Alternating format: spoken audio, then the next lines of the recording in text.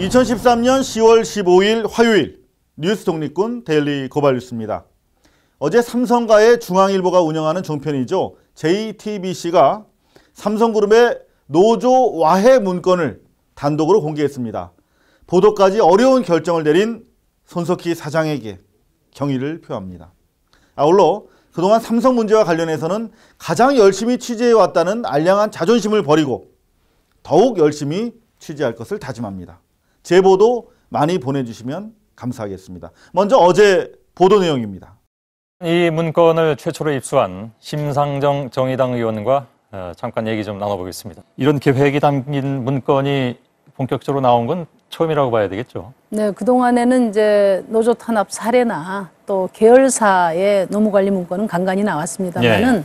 삼성의 무노조 전략을 총체적으로 담은 문건은 이번에 처음 공개되는 것이고요. 예. 뭐 잘 아시겠지만 20년 전에 이건희 회장께서 마누라 빼고는 다 바꿔야 된다 예. 이렇게 선언을 했지만 삼성의 무노조 전략은 75년째 지금 굳건히 유지되고 있습니다. 그런 예. 점에서 초인류 삼성을 이끄는 이건희 회장의 신뢰의 리더십에 의문을 제기할 수밖에 없다.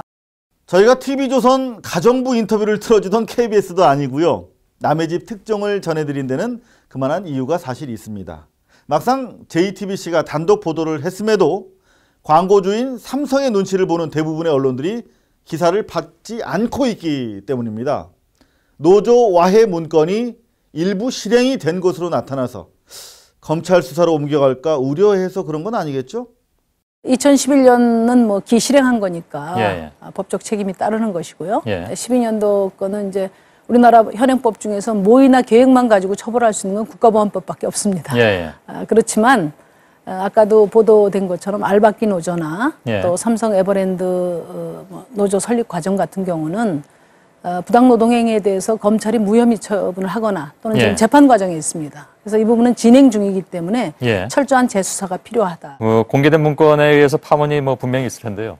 우선 시장은 권력으로 넘어갔다고 선언된 지가 10년이 넘었습니다. 예. 삼성은 그 시장 권력의 정점에 있기 때문에 예. 최근에 시대 정신으로 되고 있는 경제민주화, 그것은 삼성의 변화 없이는 이루기 예. 어렵다. 그런 점에서 지금 이제 국정감사가 진행 중이니까 예. 국회에 삼성 최고위 경영진을 예. 증인으로 채택해서 신문하는 그런 방법이라든지 예. 안 되면 별도 청문회를 추진할 수도 있다 이렇게 생각하고요. 예. 그 밖에 노동부나 지금 검찰에 진행되고 있는 상황에 대한 수사 예. 적극적으로 촉구할 생각입니다. 알겠습니다. 심상정 의원이 오늘 이건희 회장에 대한 국감 증인 신청을 했는데요. 제도권 언론들 앞으로도 지금처럼 침묵할 수 있을지 지켜볼 일입니다. 이 프로그램은 어제보다 한 분 줄었네요. 네, 생활고에 힘드신 분들이 많은 거 저희 잘 알고 있습니다. 모두 감사드리겠습니다. 5,519분의 고발뉴스 정기구독 후원자 제공입니다.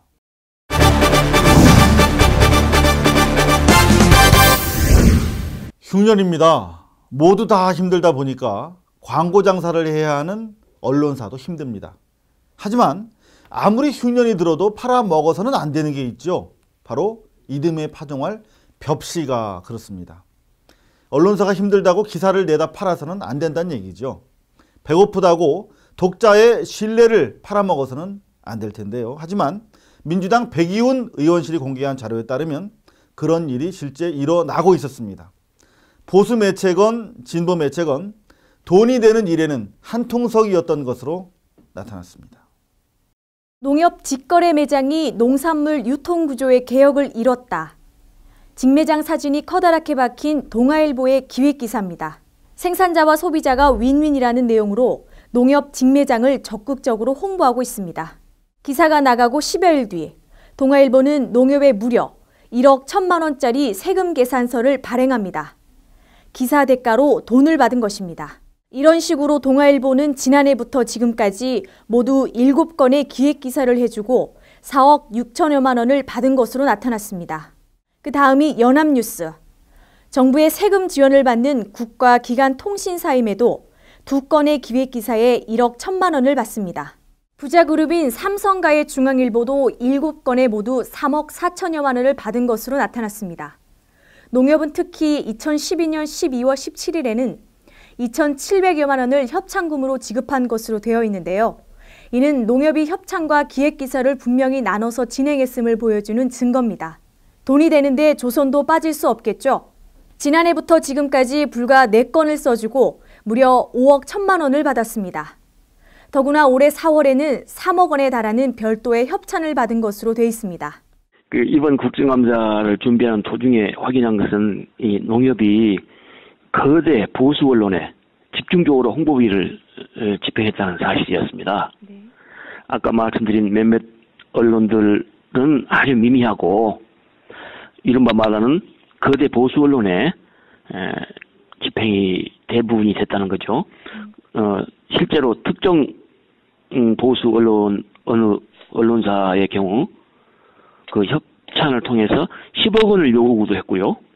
농협은 3억 원을 지원한 일도 있습니다. 이른바 진보 계열의 한결의 경향도 있을까 궁금했는데 비록 한 건이었지만 기획보도에 따른 광고비 명목으로 돈을 받은 것으로 나타났습니다.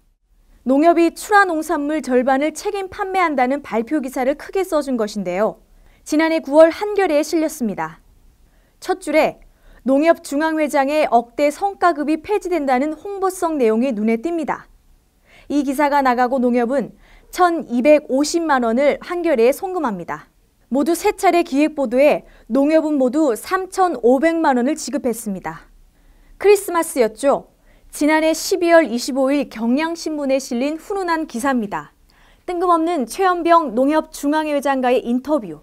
기사의 비밀은 돈이었습니다. 이 인터뷰가 나가고 농협은 경향에 1,100만 원을 송금했습니다. 대가가 지불된 경향의 기사는 모두 3개로 총 3,800만 원이 입금됐습니다. 설마 인터넷 신문 오마이뉴스도 홍보 기사에 따른 광고비를 챙겨왔을까? 신락 같은 기대를 가져봤지만 이내 실망스러운 사실을 확인할 수 있었습니다. 농협이 법무부와 협조해 사회봉사 대상자 30만 명을 농촌 돕기에 투입하기로 했다는 전형적인 관급 기사입니다. 불과 5줄짜리 이 기사 등을 써주고 2,200만 원을 받았습니다. 그러고도 기사 하단에는 10만인 클럽 회원의 소중한 후원으로 제작됐다며 후원에 동참해달라는 글귀가 붙어 있습니다. 2년간 오마이뉴스는 모두 3건의 기획보도를 해주고 모두 5,500만 원을 받은 것으로 자료에 나타나 있습니다. 이와 관련해 오마이뉴스는 기획기사를 거래한 것이 아니라 협찬이라고 주장합니다. 이것은 그러니까 거래 기사가 아니고요. 저희가 1년에 한 번, 2번씩 이렇게 협찬을 받는 기업들이 있는데요. 농협도 그 중에 하나로 알고 있거든요. 그래서 그 당시에 아마 저희가 덴마크 기획을 하면서 그 협찬을 받은 것으로 알고 있어요. 지금 말씀하신 거에 의하면 시사인 보도는 잘못됐다고 지금 하시는 거네요? 아니 그 표에 있는 내역은 뭐 농협에서 아마 입수한 거기 때문에 그 집행 내용 자체는 맞겠죠. 그런데 이에 비추어서 기사를 거래했다고 보도를 한 것은 전혀 사실이 아니라는 거죠. 그럼 그게 무슨 그냥 협찬 형식이라는 건가요? 아니면 광고 형식 기사라는 건가요? 협찬인데 네. 그것을 아마 농협에서는 그렇게 표기한 모양이에요. 기사는 독자와의 약속이고 따라서 광고인 경우에는 별도의 표시를 하게 돼 있습니다. 기획기사라는 이름으로 광고기사를 쓰고 협찬이라는 이름으로 홍보비를 지불하는 잘못된 관행에 대해 법률적 심판이 시급하다는 지적입니다. 이 기획보도라는 것은 광고나 협찬과는 전혀 다른 개념이고 네. 기사를 써주고 그거에 대한 대가로 금을 거래하고 이것은 언론 측에 봐도 언론의 고유의 기능이라고 할 수 있는 비판 견제 기능은 완전히 무력화됐다고 봐야 되고 또 이런 행태 자체가 정상적인 행태는 아니죠. 독자가 이게 광고다 이런 느낌은 받을 수가 없었어요. 그냥 오리지널 기사다라고 느낌이 왔었는데 이런 거는 어떤 법적인 문제는 없나요? 그것은 이번 국정감사를 통해서 한번 지적하고 분석해 보려고 합니다. 이 법률적인 문제가 만약에 있다면은 이것은 뭐 법률적인 심판을 받아야 되겠죠. 농협이라는 곳은 농민들을 위한 복지기구인데요. 농협중앙회가 소수를 위해서 마치 예산을 쌈짓돈 쓰듯 낭비하는 행태는 심각한 도덕적 해이라고 봐야 할 겁니다. 문제는 광고주와 기사 거래 관행이 어디 농협에 국한된 일이겠느냐 하는 합리적인 의심인 것입니다. 이번 기회에 이른바 기획기사를 통한 광고주와의 유착 실태에 대한 광범위한 조사가 이루어져야 할 것입니다.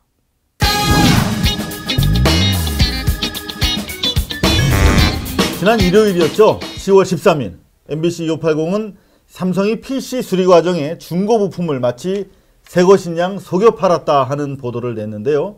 삼성이 이럴 수가 있느냐며 이 시간이 갈수록 분노가 들끓고 있습니다. 서울의 한 사무실. 이모 씨는 올해 초 5년째 사용하던 삼성 컴퓨터의 메인보드를 교체했습니다. 어설픈 해명으로 일관하던 삼성, 결국 다음 날이죠. 어제 사과와 함께 문제가 된 모델의 PC에 대해서 유상 수리를 받은 고객들에게 수리 금액을 모두 환불해 주겠다. 이렇게 나왔습니다. 글로벌 기업 삼성이 과연 이럴 수 있는지, 이번 문제를 또 어떻게 봐야 하고 소비자들은 어떻게 대응해야 하는지 알아보겠습니다. 제 오른쪽에 잘생긴 청년이 한 분 와 계신데요. 경실련의 소비자 정의센터죠. 네. 박지호 간사님 나오셨습니다. 네. 반갑습니다. 네, 반갑습니다. 네. 이렇게 경실련에 이렇게 신의 병기가 오늘 저희 고발뉴스 스튜디오를 찾아주셨어요. 네, 너무 영광입니다. 네, 아이고 반갑습니다. 소비자 정의센터 간단하게 어떤 활동하시는 곳인지. 저희는 지금 뭐 소비자들이 기업이나 또 혹은 개인에게 피해를 입거나 이런 부분이 있으면은 사례를 모아서 좀 공정위를 상대로 일을 하기도 하고요. 네. 기업을 상대로 직접적인 대응도 하는 그런 소비자 단체 활동을 하고 있습니다.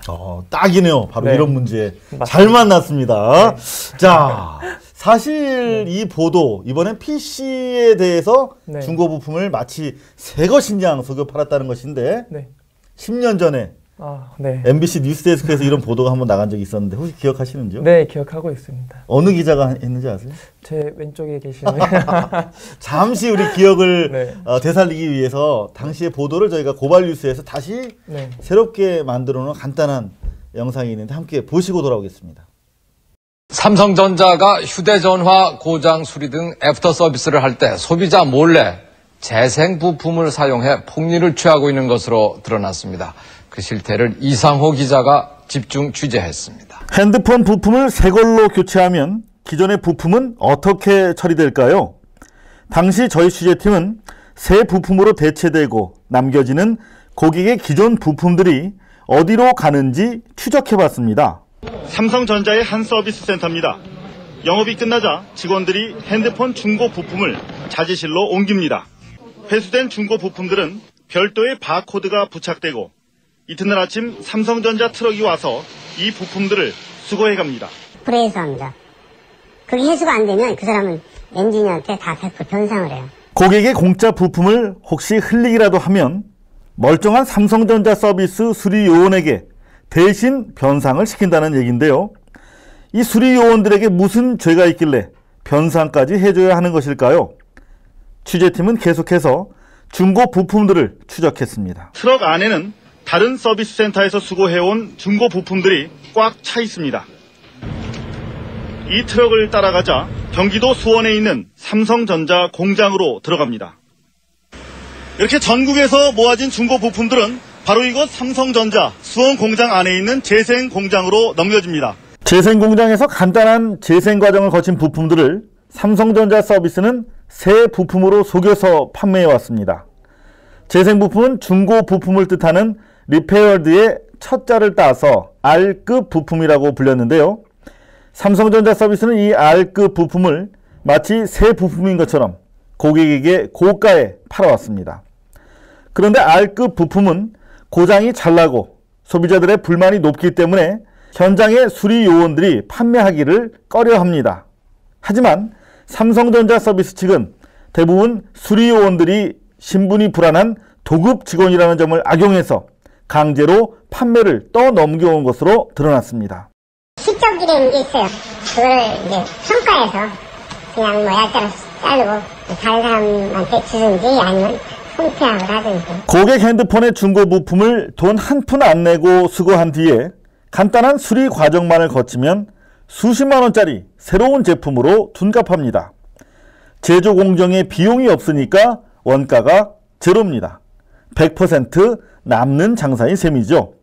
이를 위해 삼성은 핸드폰을 위시해서 대부분 가전제품의 중고 부품을 남김없이 싹싹 긁어 모았습니다. 불회수합니다. 그게 해수가 안 되면 그 사람은 엔지니어한테 다 100% 변상을 해요. 핸드폰 한 제품에 한해 추산해봐도 수년간 수천억 원대의 부당 이득을 얻은 것으로 분석됩니다. 회계 전문가들은 원가가 한 푼도 들어가지 않은 물건, 즉 공짜로 생긴 부품인 만큼 달리 장부에 기재할 방법이 없었을 거라고 합니다.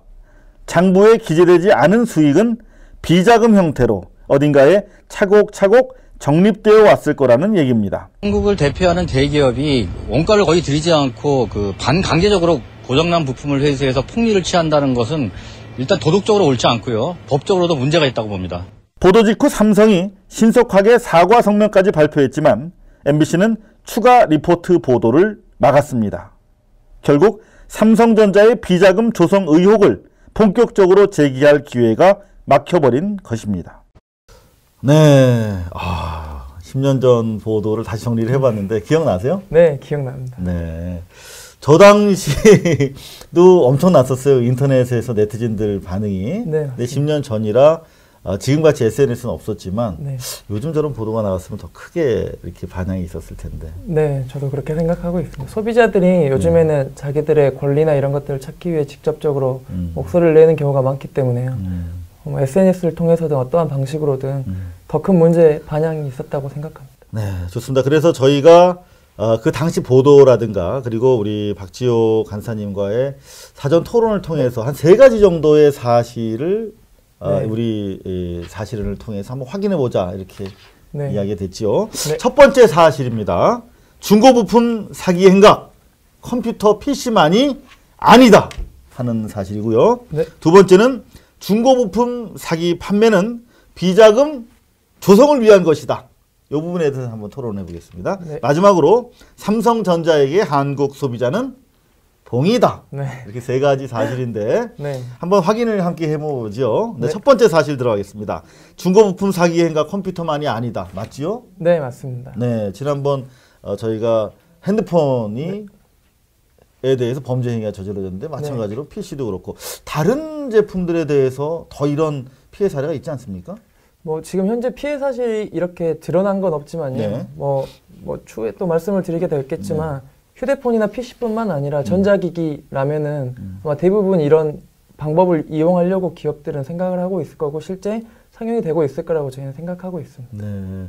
근데 여기에다가 덧붙여서 그렇게 네. 생각하신다니까 네. 사실로 말씀드리면 당시에 저희가 10년 전에 네. 보도했을 때도 핸드폰 말고 무선 청소기를 네. 비롯해서 각종 일반 백색 가전에 대해서 공의 네. 이런 식으로 중고 부품을 소비자들로부터 뺏어서 허락받지 않았으니까 뺏은 거죠. 네. 새 걸로 속여 파는 관행이 사실 적발이 됐었는데 핸드폰이 제일 커서 사실 그것만 했었거든요. 네, 맞습니다. 그런데 이번에 삼성이 의외로 빨리 사과를 했어요. 네. 어떻게 판단하세요? 삼성 입장에서는 최근 이뿐만 아니라 서비스 센터 관련돼서는 위장 하도급이다라는 네, 논란도 있었고요. 네.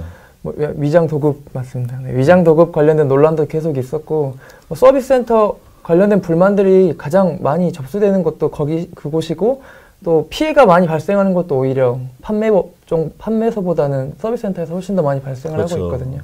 그렇기 때문에 삼성 입장에서는 관련된 문제를 빨리 덮기 위해서라도 이 문제에 대해 확실한 팩트가 발견되는 순간 사과가 가장 빠를수록 좋다고 판단했을 거라고 혹시 보여집니다. 국감을 의식한 거 아닐까요? 네, 100% 국감을 의심했을 거라고 생각합니다. 그렇죠? 네.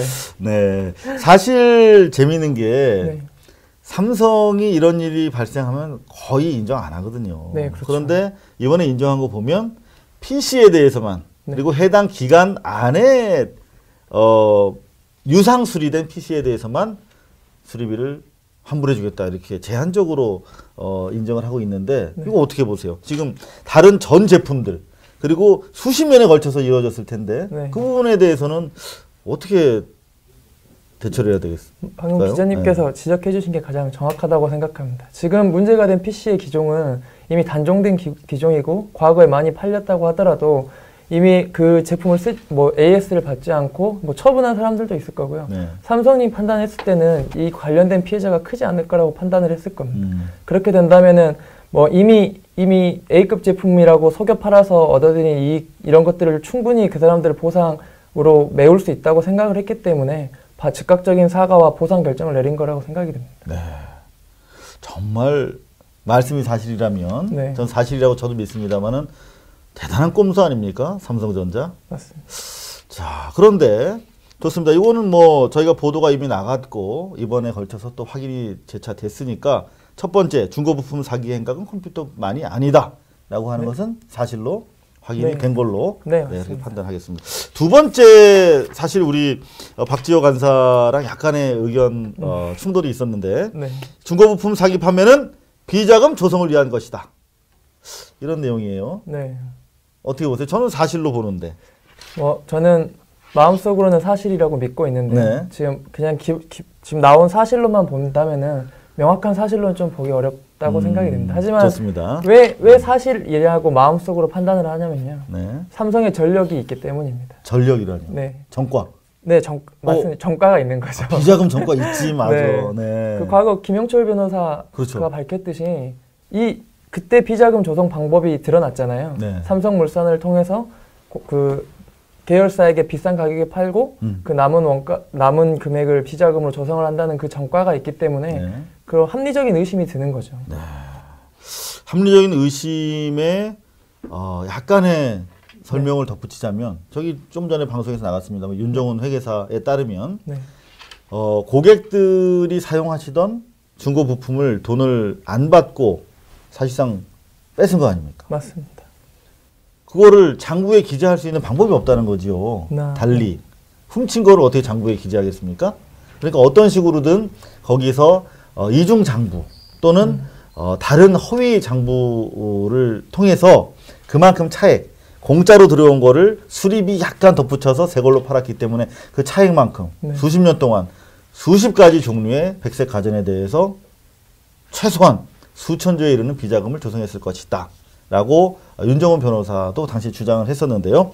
좋습니다. 이거는 합리적으로 의혹을 제기할 만한 사안이다. 그래서 사실에서 저도 그럼 약간 후퇴를 하겠습니다. 합리적인 추정을 통해서 비자금 조성이 충분히 의심스럽다는 대목으로 정리를 하도록 하겠습니다. 마지막 사실인데요.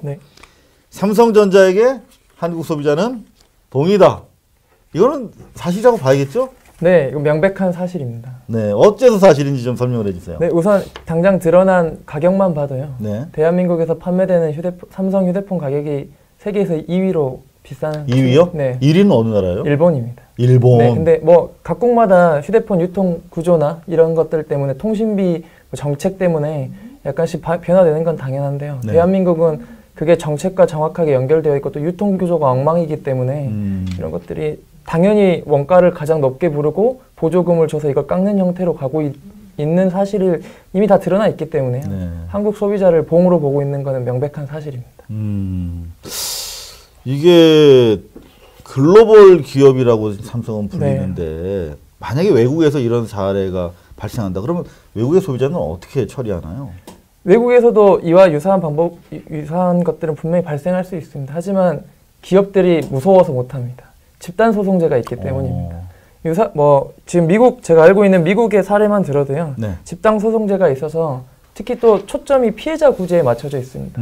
그렇기 때문에 소비자 관련 소송, 고용 관련 소송, 증권, 집단적 피해가 발생한 불법 행위 이런 것들에 대해서는 집단 소송제가 있기 때문에 기업들이 함부로 하지도 못하고 또 어마어마한 배상금을 물어줘야 되거든요. 그렇기 때문에 이런 일이 벌어진다 하더라도 기업은 더 많은 피해를 감수해야 하기 때문에 지양을 하려고 노력을 할 겁니다. 이 집단 소송이 대표적인 경제민주화 관련 법안 아니었나요? 맞습니다. 지금 어떻게 혹시 진행이 되고 있어요? 지금 이런 말씀 드려도 될지 모르겠지만 박근혜 정부가 이미 경제민주화법은 다 했다라고 공언을 한 상태고 지금 다음 단계로 가려고 나아가고 있거든요. 버스 문 닫고 떠났어요? 네, 지금 하지도 않았는데? 그러려고 하고 있습니다. 공정거래법 이미 다 남아 있고요. 네. 지금 산재에 있습니다. 제가 지금 말씀드리기에도 너무 시간이 촉박한 것 같지만 경제민주화 법안은 아무것도 통과가 못 되고 지금 다 그냥 유명무실해지고 있다라는 수준에 머물러 있습니다. 뭐 시청자 반응, 뭐 댓글들 어마어마합니다. 이 박지호 간사 너무나 훈납니다. 아이템 상당히 많다, 뭐 이런 얘기들 하시는데 자주 좀 저희가 모시고 경제민주화 관련 법안들 중에서 국회에서 잠자고 있는 거 하나하나 우리가 깨워가지고 다시 한번 우리 소비자들, 시청자들과 함께 좀 논해보는 시간을 가져야 될 것 같습니다. 자, 한국 소비자 봉이다와 관련해서 최근에 국회에서 주장하신 분이 계시다는데 혹시 저희가 전화 연결 가능할까요? 됐다고요? 야, 뭐 뭐든지 얘기만 하면 바로 연결되는 사실은 코너입니다. 네.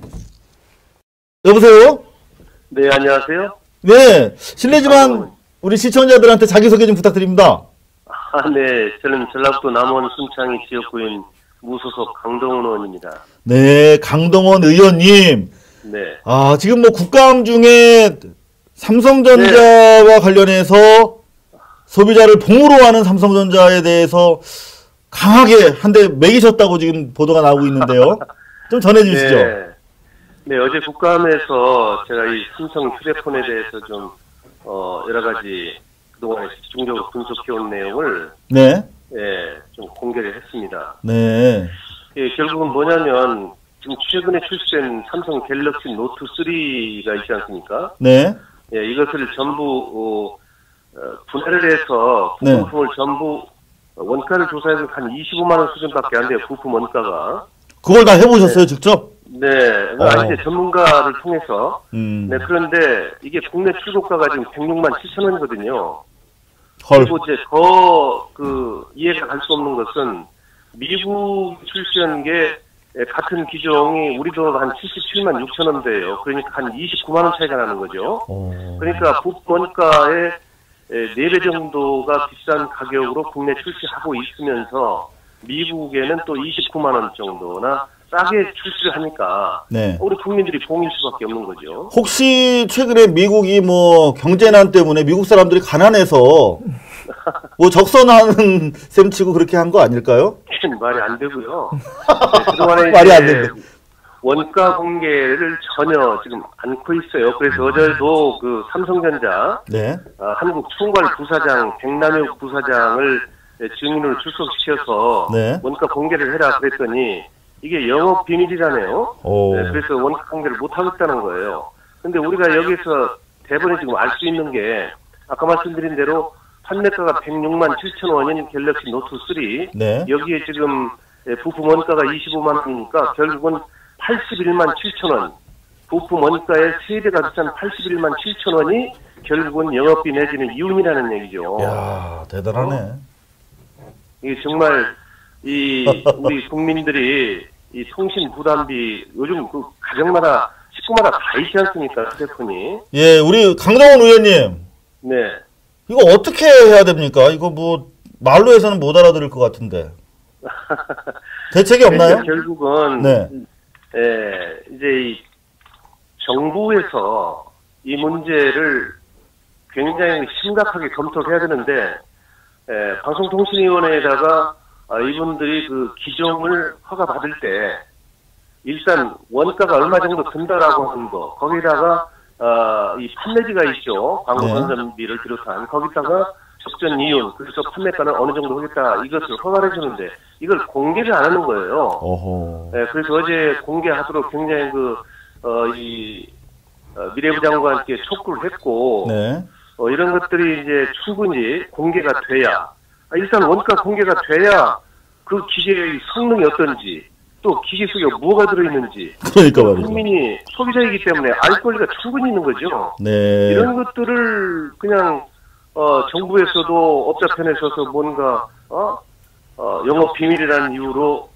공개할 수 없다. 회사에서도 이건 뭐 우리가 공개하면은 경쟁사에게 치명적인 뭐 상처를 입으니까 공개를 못하겠다. 이런다면은 그야말로 국민은 그냥 공인 거지. 그냥 아무 권리가 없는 거 아니에요. 그냥 그래서 국민은 봉이라고 국감장에서 절규를 하셨군요. 잘 알겠고요. 우리 강동원 의원님. 예. 지역구가 어디시라고요? 전라북도 남원 순창입니다. 남원 순창이요? 네. 예, 앞으로도 계속 또 활약 저희가 기대하고 또 자주 모시도록 하겠습니다. 감사합니다. 네네, 감사합니다. 네. 자, 일단 국회의원은 국회 차원에서 이렇게 주장을 해야 되고, 네. 그리고 공개하라고 촉구해야 되고, 소비자들은 그럼 어떻게 해야 됩니까?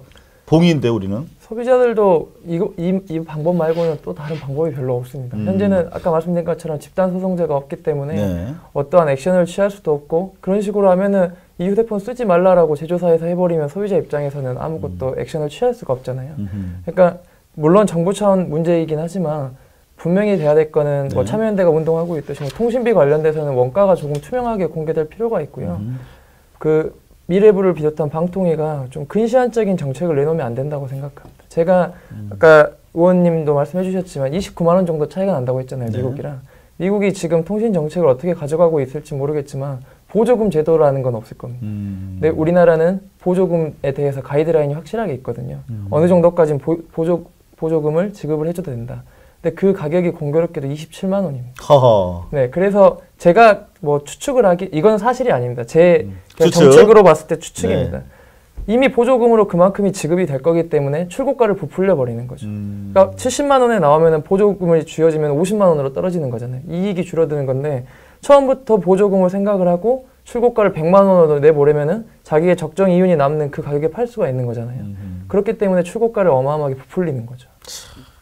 자, 끝으로 참여연대 같은 경우에 통신비 인하와 관련해서 사실 열심히 해왔거든요. 네, 경실련 소비자정의센터는 뭘 해오셨어요? 지금까지 대표적인 사업. 통신비 관련해서는 저희는 활동을 안 하고 있고요. 저희는 말씀드렸다시피 소비자들이 안 보이게 피해를 주는 기업들의 정책들이 있거든요. 약관이 대표적인 겁니다.